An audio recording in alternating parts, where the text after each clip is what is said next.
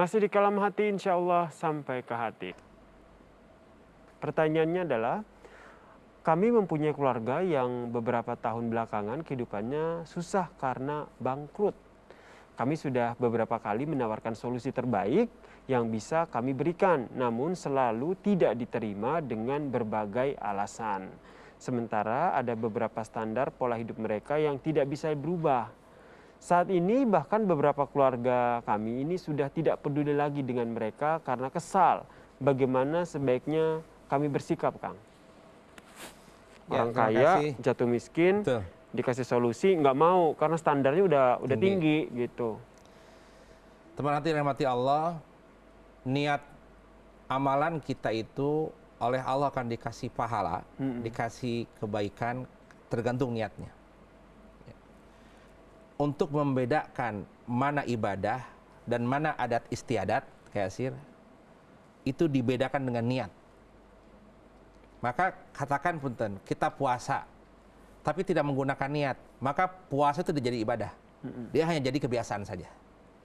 Kita pergi ke Kalam Hati, tapi tidak pakai niat untuk menuntut ilmu, biasa aja, dianggap adat istiadat. Begitupun menawarkan kebaikan dengan saudara. Kalau hanya cuman basa-basi atau menawarkan menjadi pembicaraan saja, lewat begitu saja, tidak menjadi catatan amal ibadah.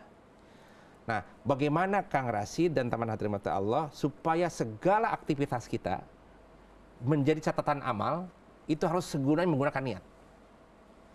Tadi kalau toh mau menawarkan kebaikan karena dia jatuh bangkrut, mudah-mudahan kembali ke sana ini menawarkan entah itu pinjaman atau menawarkan layanan, tapi dia menolaknya karena mungkin standar hidupnya tinggi gitu, mungkin penawarannya nggak nyampe kepada ekspektasi dia. Iya, betul. Gitu ya.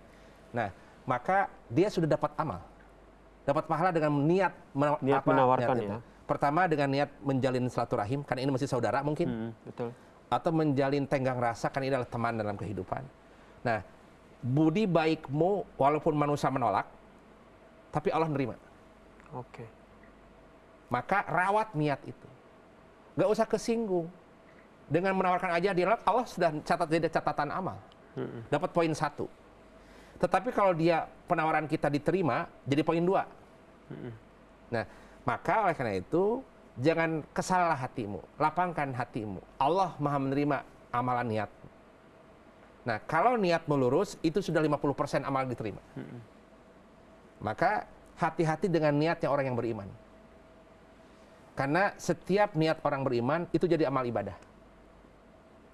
Dalam konteks ini, punten sekali, lagi-lagi dengan program Kalam Hati ini, hati itu menjadi panglima.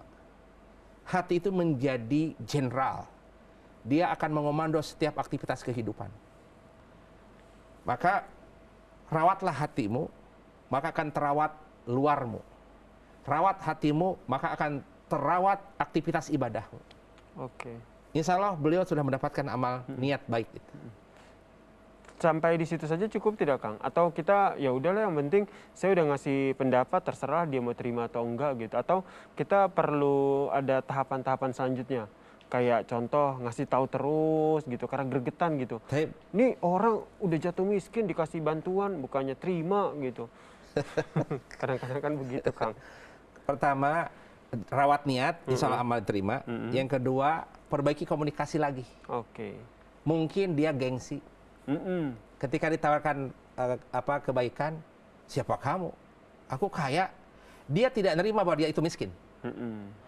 Jadi ketika dia kasih tawaran itu, saya masih kaya kok. Padahal buktinya dia miskin. Nah, berarti komunikasi diubah lagi. Mungkin tawarkan ke putranya, tawarkan ke sanak familinya, atau kirim hadiah. Punten ini mah hadiah, mah enggak. Pokoknya semakin luas. Terus gitu. Tapi upaya itu tidak menghasilkan, langkahmu, luasmu, kesabaranmu, ibadah semua itu. Oke. Tidak ada yang sia-sia. Subhana ma khalaqta hadza batila. Tidak ada aktivitas penciptaan Allah di muka bumi itu sia-sia. Ada makna. Kita mau berbuat baik kepada saudara kita bukan karena kemampuan kita, kayak Yasir. Allah yang membuatmu mampu berbuat baik kepadanya.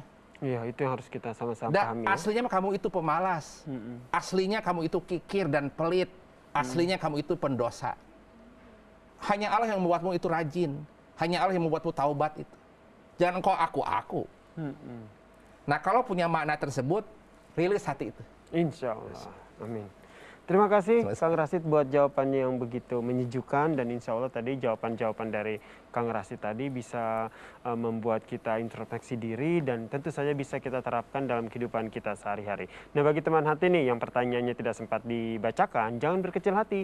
Jadi tetap terus kirimkan pertanyaan teman hati baik berupa chat ataupun video pertanyaan di media sosial @dikalamhati. Insya Allah nanti pada saat tanya kalam hati akan saya bacakan dan akan dijawab lagi oleh Kang Rashid.